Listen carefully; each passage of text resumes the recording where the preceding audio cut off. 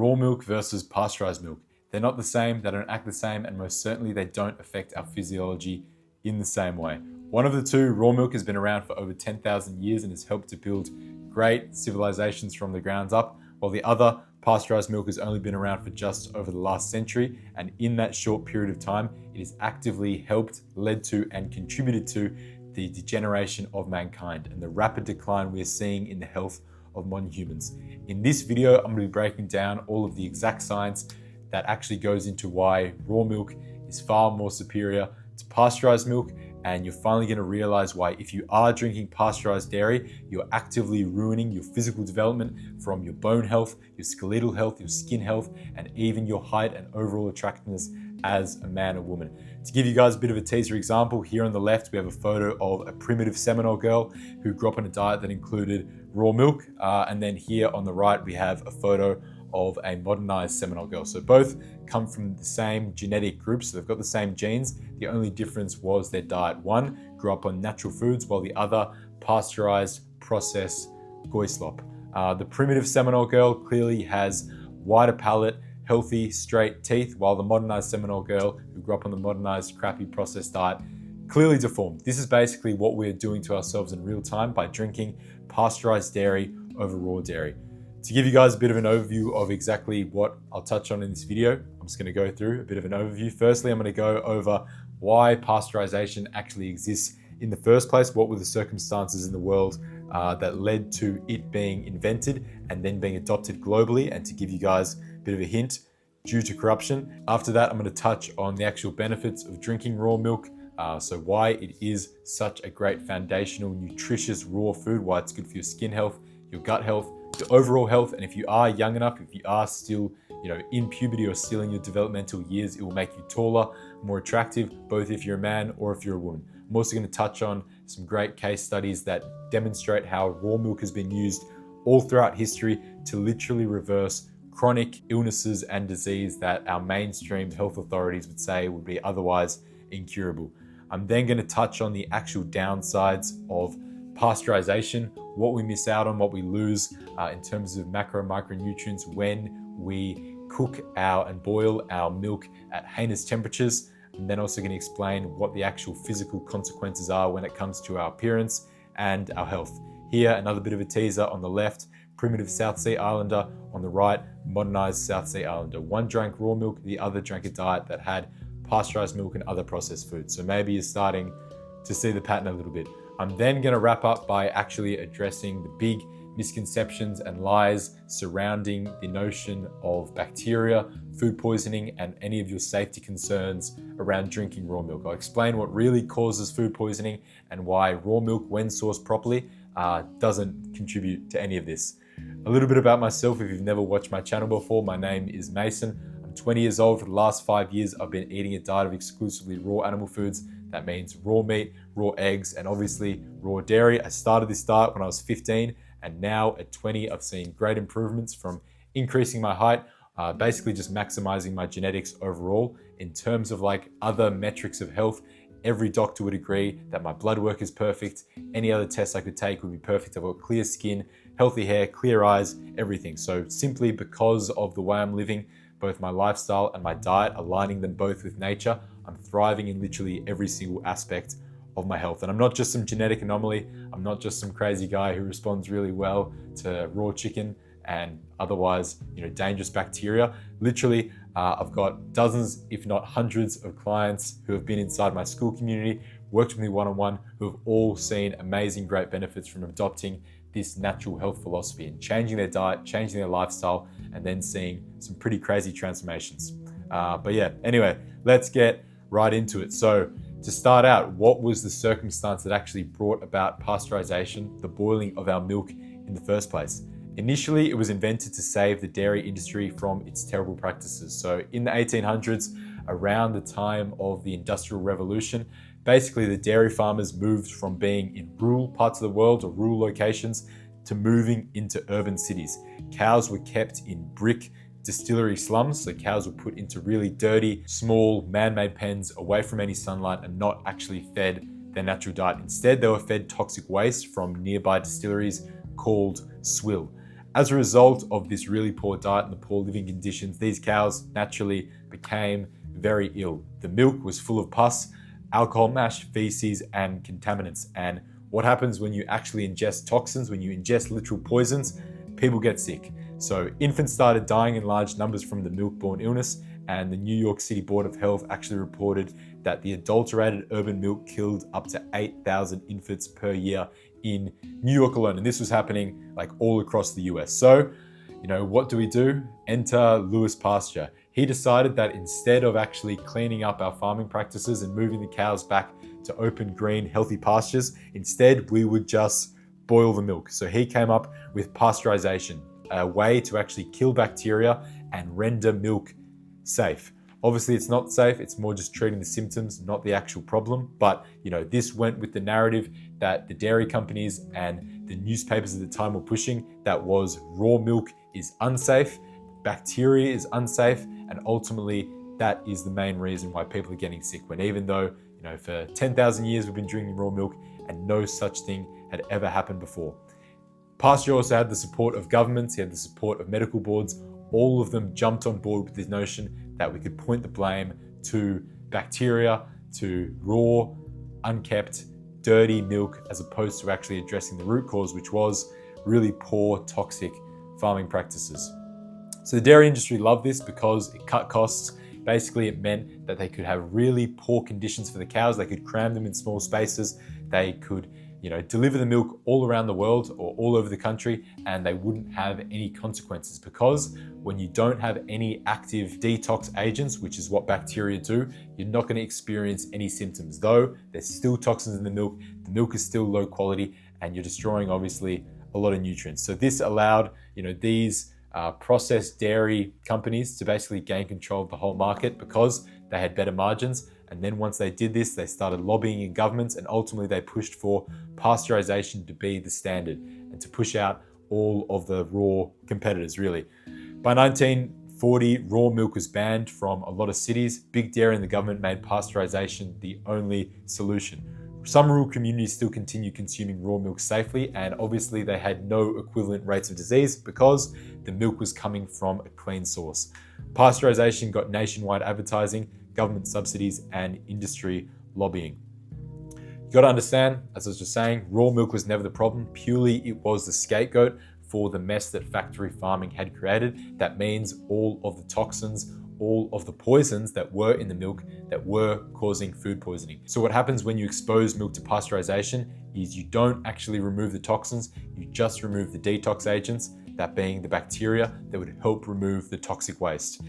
Before the propaganda, before the Industrial Revolution, raw milk was a prized food. We've literally been drinking it for 8,000 to 10,000 years all around the world, globally, from Turkey to Iraq to Iran. Raw milk has been consumed in its fresh, raw form, fermented or clabbered. So literally we've fermented the raw milk to have even more bacteria, and there's never been any records of this raw milk causing any problem whatsoever. So you got to understand, bacteria is not actually the issue here. Raw milk has helped us as humans survive winters, settle permanently, feed infants and children, and effectively build stronger and healthier bodies, which is why it's been celebrated all around the world. And there still are tribes and more primitive groups who entirely live off of raw milk, which I'm going to touch on a little bit more. So then what actually is so great about raw milk? Well, for one, it literally has all of the nutrients that we need to thrive as human beings in a very highly bioavailable form that includes bioavailable minerals such as calcium, phosphorus, magnesium, as well as vitamins such as K2 and IGF-1 supporting amino acids. So effectively, it will keep us alive, it will help us thrive in our health. And especially if you're young, you're still in puberty, raw milk creates the perfect nutritional environment to maximize your physical development. So it has all the fat-soluble vitamins, it has all the minerals, it has everything that we need to grow into tall, good-looking, healthy men and women. And you may even realize that the cultures all around the world who tend to be the tallest, the best looking, also have strong, rich histories in consuming raw milk. So we have the Maasai, we have the Northern Europeans, we have Montenegrins. All of these groups have the tallest average heights globally. For example, the Maasai, their average height is 6'3" for a male, and their diet is exclusively raw milk and raw blood.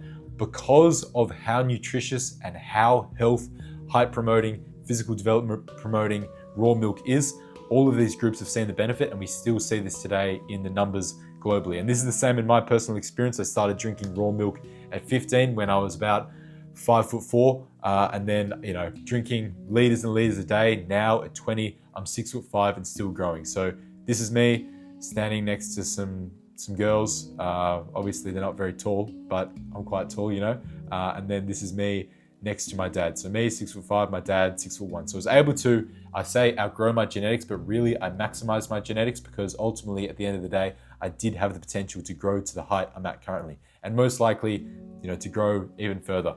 Raw milk is also really great for your skin. It has a ton of anti-inflammatory fats, so conjugated lipids, omega-3s. These are fats that reduce systemic body-wide inflammation. Pasteurization oxidizes these fats, so when you drink raw milk compared to cooked milk, you're not actually going to be getting anywhere near the amount of benefits that you would from the raw milk. This means that if you're drinking pasteurized milk, not only are you not getting the benefits, but you're also harming yourself, because you're going to be getting the free radicals alongside these oxidized fats.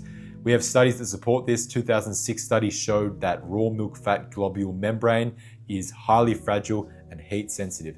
This demonstrated that pasteurization disrupts this membrane, exposing fats to oxidation, and then in the body, subsequent inflammation. We have studies as well that show the importance of specific proteins, amino acids, nutritional compounds in raw milk, and how they actually improve acne symptoms. For example, in raw milk, we have lactoferrin, which is a natural antioxidant protein shown in studies to reduce acne lesions. Keep in mind, pasteurization completely destroys this. So when you're drinking raw milk, you're going to get the benefit of better skin, while drinking pasteurized milk, it's only going to be making your skin worse. We have a 2005 study that found that 70 to 90% of whey proteins denatured during cold pasteurization temperatures. Denatured whey proteins trigger strong immune responses, inflammation, and acne. So a lot of people think that they just can't tolerate milk well, but in actual fact, it's their body responding to the cauterized, toxic, degraded, damaged nutrients and molecules that are in the pasteurized dairy. Raw milk is also obviously really great for gut health. It's got a wide array of microbes that can support your microbiome diversity. Raw milk also contains naturally occurring lactase, the enzyme, and lactase secreting bacteria. So if you are someone who struggles with lactose intolerance, more often than not, the root cause isn't actually that you just can't tolerate milk well. It's that you're drinking pasteurized dairy that doesn't have any of the actual raw materials to help facilitate that digestion. In a 2013 study, we see that raw milk contains over 200 species of beneficial bacteria, including lactobacillus, lactococcus, and bifidobacterium, whereas pasteurized milk, obviously by fact of it being boiled and heated at heinous temperatures, showed a 98 to 100% reduction in all of these levels. Also, as I was just saying, lactase is destroyed in pasteurized milk, so many people who are actually lactose intolerant simply are just intolerant to pasteurized dairy. We have a study as well that shows this from Stanford University. They did a double-blind crossover human trial. They fed them raw milk and pasteurized milk, and what they found is that participants reported significantly fewer digestive symptoms when consuming the raw milk. Pasteurized milk caused more bloating, gas, and discomfort, even when fed to the same individuals. So really, really clear.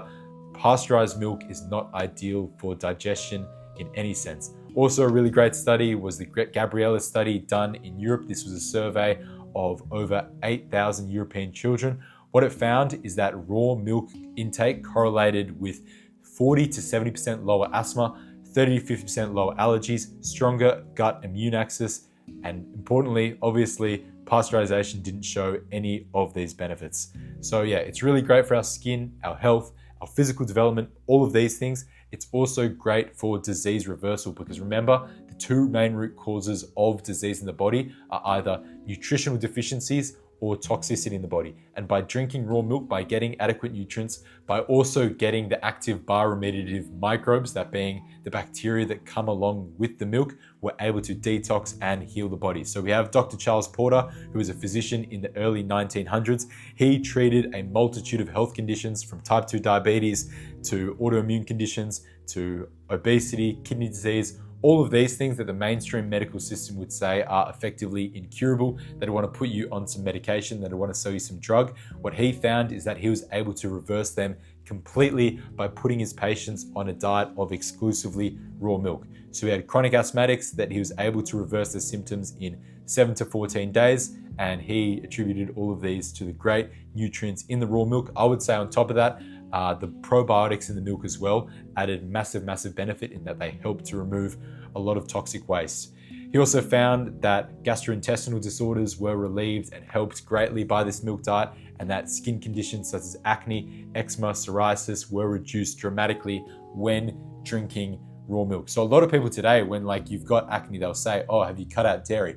But the thing they really should be saying is, have you cut out pasteurized dairy? Raw milk will do nothing but help your skin and help your health.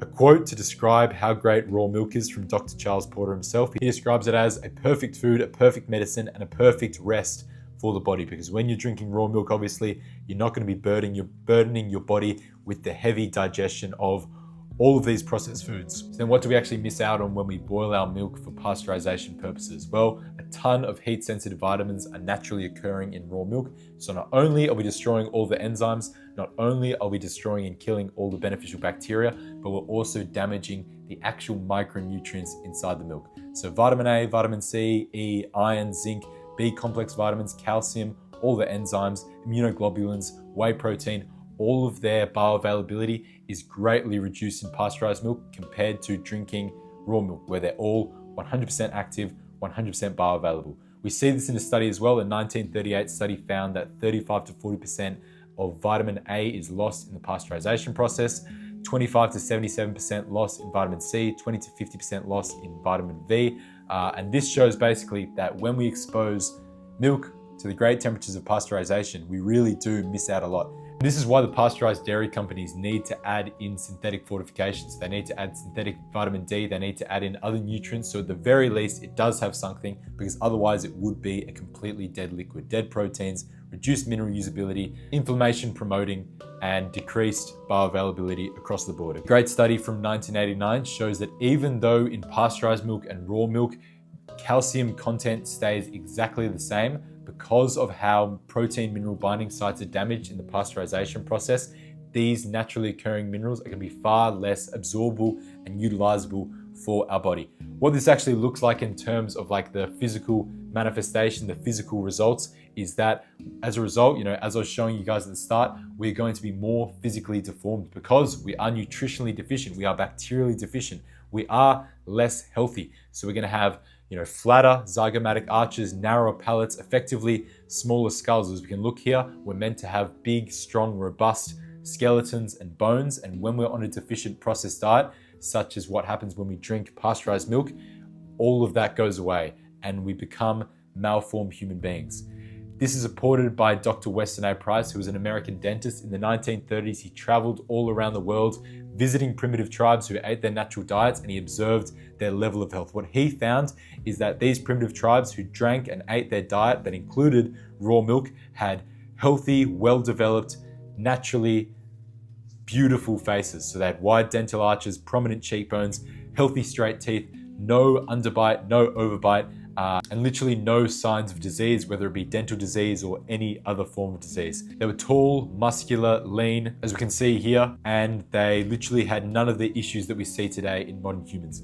Really interestingly, what Price observed is that when he went and visited the neighboring agricultural and modernized tribes who adopted a more modernized diet, so genetically the exact same, but they were just drinking pasteurized milk, processed grains, all of that crap, is that they, even in only one generation difference, began to experience severe deformity, which is more closely what we see today. Everyone needs to go to the orthodontist, everyone needs braces, because we're not eating how we're meant to eat, and as a result, we are literally becoming deformed in real time. Some real world modern day examples of what actually happens when you eat your proper diet. We can look at the likes of Brad Pitt, who grew up in a Missouri farm environment drinking raw milk. Clearly, obviously, well-developed, good-looking guy. The same for Leonardo DiCaprio, who was raised in a family that consumed raw milk.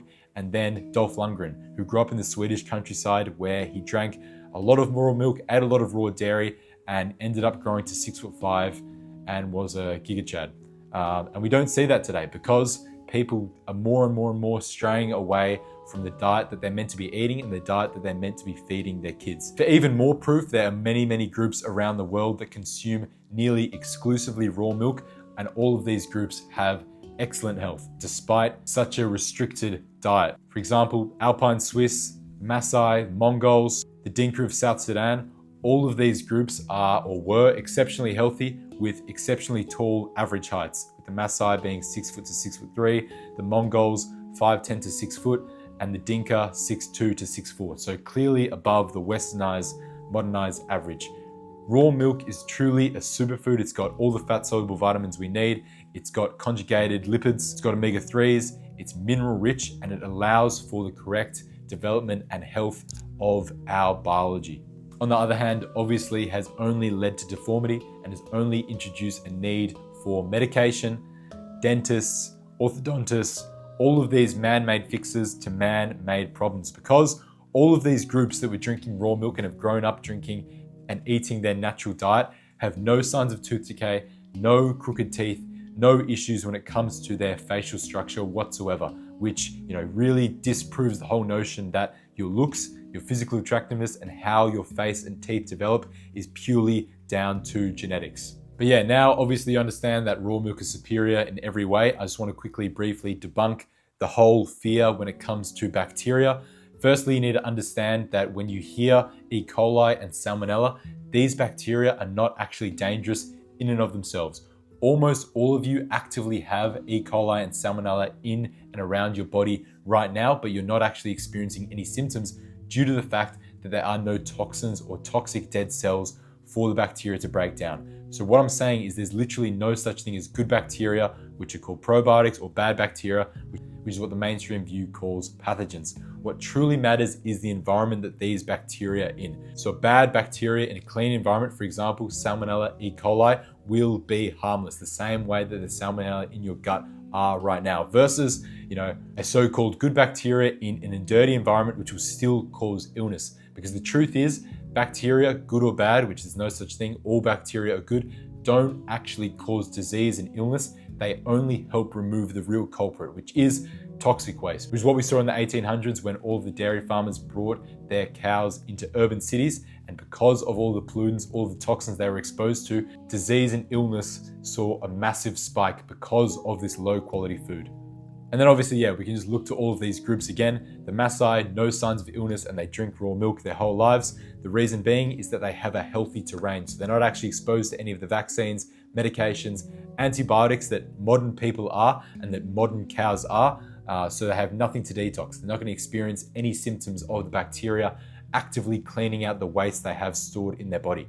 And then myself as well, been drinking raw milk for the last 5 years and literally never had any issue. I've drunk milk from all around the world, but important thing to note is that I do take my sourcing very seriously. I always obviously make sure to get grass-fed, organic, never vaccinated, antibiotic-free, real milk.